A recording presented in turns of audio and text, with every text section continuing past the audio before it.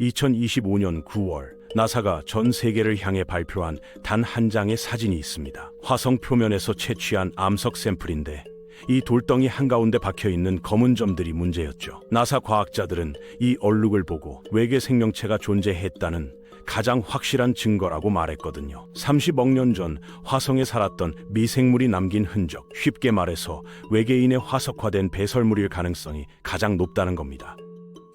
이게 사실이라면 인류 역사상 가장 중요한 발견 중 하나가 될 텐데, 과연 이 검은 점들의 정체가 뭔지 지금부터 하나씩 파헤쳐 보겠습니다.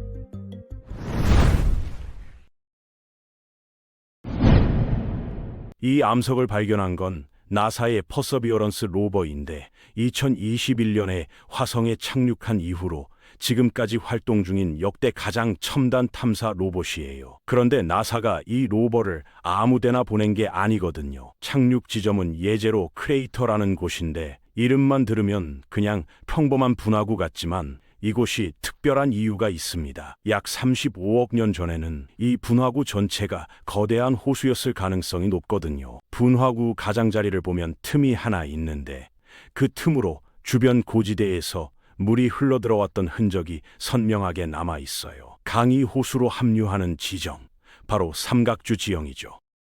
지구에서 고대 생명체의 흔적을 찾을 때 가장 먼저 가는 곳이 어딘지 아세요? 바로 이런 삼각주 지역입니다. 물이 흐르면서 유기물과 퇴적물을 한 곳에 모아주고 그게 천천히 굳으면서 화석이 만들어지거든요. 나사 과학자들은 화성에 생명체가 있었다면 이런 환경에서 살았을 거고 봤고, 그래서 정확히 이 지점에 로버를 떨어뜨린 겁니다.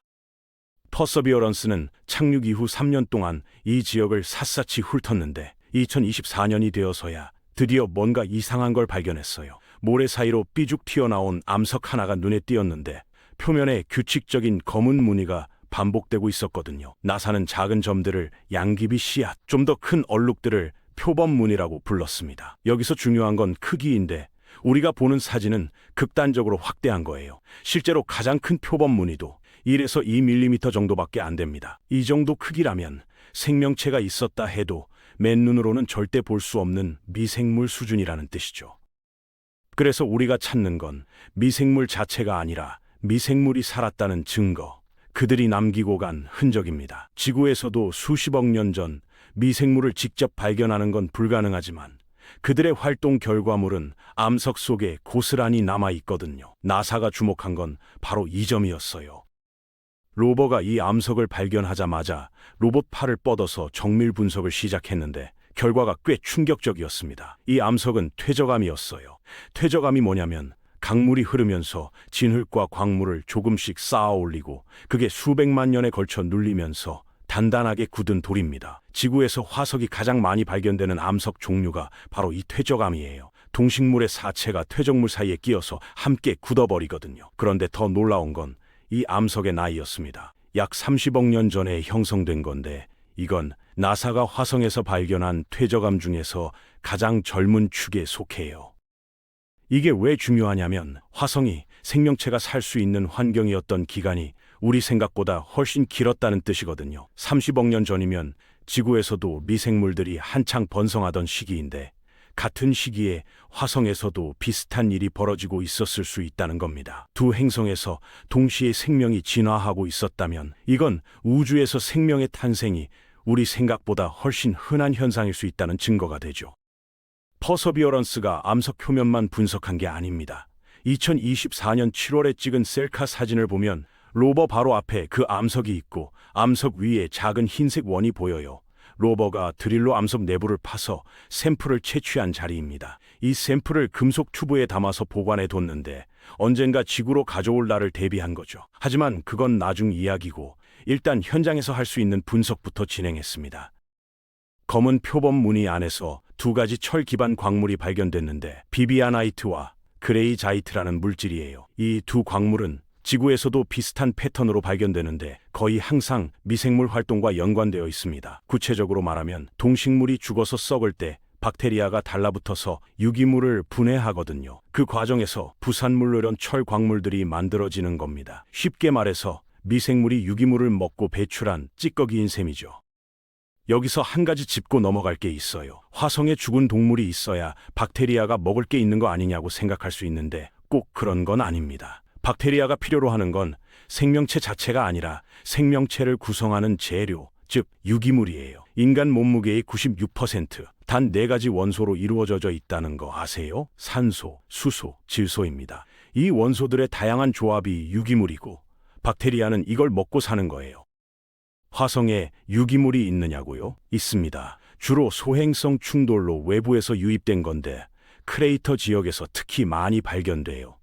그리고 바로 그 표범 무늬 암석에서도 상당량의 유기물이 검출됐습니다. 자, 정리해 볼까요? 생명의 재료인 유기물이 있고 생명 활동의 결과물인 철 광물이 있습니다. 이 두 가지가 같은 암석에서 동시에 발견된 거예요. 논리적으로 생각하면 그 사이에 생명체가 있었다는 결론이 나오죠. 그런데 나사는 왜 확정적으로 말하지 않을까요? 왜 아마도 가능성이 높다라는 표현만 쓰는 걸까요? 여기엔 뼈아픈 역사가 있습니다. 1996년에 빌 클린턴 대통령이 직접 나서서 기자회견을 열었던 적이 있어요. 화성에서 떨어져 나와 남극에 떨어진 운석 안에서 화석화된 생명체를 발견했다는 발표였죠. 사진을 보면 확실히 작은 벌레처럼 생긴 구조가 있었거든요. 전 세계가 흥분했습니다. 하지만 기쁨은 오래가지 않았어요. 후속 연구에서 그게 생명체가 아니라 그냥 물과 암석의 화학 반응으로 우연히 벌레 모양이 만들어진 거라는 게 밝혀졌거든요. 대통령까지 동원해서 외계 생명체 발견이라고 발표했다가 알고 보니 이상하게 생긴 돌이었던 겁니다. 나사 입장에서는 엄청난 망신이었죠. 사실 이보다 20년 전에도 비슷한 일이 있었어요. 1976년 바이킹 미션 때 일인데 이게 미국이 화성에 처음으로 착륙선을 보낸 역사적인 순간이었습니다. 과학자들은 화성 토양에 생명체가 있는지 확인하는 실험을 설계했어요. 방법은 간단했습니다. 화성 흙을 퍼서 물과 영양분을 뿌리는 거예요. 만약 흙 속에 살아있는 미생물이 있다면 물을 마시고 영양분을 먹은 다음 이산화탄소를 내뿜을 거라고 예상했죠. 실험 결과 정말로 이산화탄소가 검출됐습니다. 과학자들은 환호했어요. 외계 생명체의 증거를 찾은 것 같았거든요. 하지만 문제가 있었습니다. 이산화탄소가 나온 건 맞는데 생명체 없이도 이산화탄소가 발생할 수 있는 화학 반응이 수십 가지나 있었어요. 식초에 베이킹소다를 넣으면 거품이 나면서 이산화탄소가 나오잖아요. 그것처럼요. 게다가 바이킹이 채취한 흙에서는 유기물이 전혀 검출되지 않았습니다. 생명의 재료가 없는데 생명이 있을 리가 없죠. 결국 이 실험도 미결로 남았습니다. 천문학자 칼 세이건이 했던 유명한 말이 있어요. 특별한 주장에는 특별한 증거가 필요하다. 나사가 지금 이 원칙을 철저하게 따르고 있는 겁니다. 표범 무늬가 발견된 이후로 전 세계 과학자들이 달라붙어서 이게 정말 생명체의 흔적인지 검증하고 있어요. 관련 논문의 저자 명단만 봐도 수십 명이 넘습니다. 이들의 임무는 외계 생명체설을 반박할 수 있는 다른 설명을 찾는 거예요. 모든 반박이 실패하고 생명체설만 살아남으면 그때서야 특별한 증거로 인정받을 수 있거든요. 현재까지 제기된 대안 가설은 두 가지입니다. 하나는 고온 반응설이에요. 검은 무늬가 섭씨 150도에서 200도 정도의 뜨거운 물이 암석과 반응해서 생겼을 수 있다는 거죠. 하지만 화성 표면은 춥습니다. 이 삼각주 지역이 그 정도로 뜨거웠다는 증거가 전혀 없어요. 게다가 비비아나이트라는 광물은 저온에서만 형성되는 물질이에요. 고온에 노출되면 오히려 파괴됩니다. 만약 뜨거운 물이 지나갔다면 비비아나이트가 남아있을 수가 없죠. 그래서 고온 반응설은 거의 기각된 상태입니다. 두 번째는 산성 반응설인데 오랜 시간 강한 산성 액체에 노출되면서 이런 무늬가 생겼을 수 있다는 주장이에요. 하지만 같은 암석에서 올리빈이라는 광물도 발견됐거든요. 올리빈은 산성 환경에서는 절대 형성될 수 없는 물질입니다. 산에 닿으면 녹아버려요. 올리빈이 멀쩡하게 남아있다는 건 이 암석이 산성 환경에 있었던 적이 없다는 뜻이죠. 산성 반응설도 기각입니다. 두 가지 대안 가설이 모두 무너졌습니다. 남은 건 미생물 가설뿐이에요. 반박할 수 없는 이론이 살아남는 거죠. 소거법으로 보면 화성에 생명체가 있었다는 게 현재로서는 가장 합리적인 설명입니다. 이게 확정되면 인류 역사가 바뀌어요. 생명이 지구에만 있는 특별한 현상이 아니라 조건만 맞으면 어디서든 발생할 수 있는 보편적인 현상이라는 뜻이 되거든요. 액체 상태의 물과 유기물만 있으면 우주 어디서든 생명이 탄생할 수 있다는 거예요. 그렇다면 이 광활한 우주에 우리만 있을 리가 없죠. 하지만 아직 100% 확신할 수는 없습니다. 퍼서비어런스가 아무리 첨단 장비를 갖췄다 해도 한계가 있어요. 로켓에 실어서 화성까지 보낸 이동식 연구소인데 지구에 있는 실험실만큼 정밀할 수는 없죠. 그 표범문의 암석 샘플이 지구로 와야 결정적인 분석이 가능합니다. 현재 퍼서비어런스는 예제로 크레이터 주변에서 총 27개의 암석 샘플을 채취해서 금속 튜브에 담아뒀어요. 화성 표면 여기저기에 흩어져 있는 상태죠.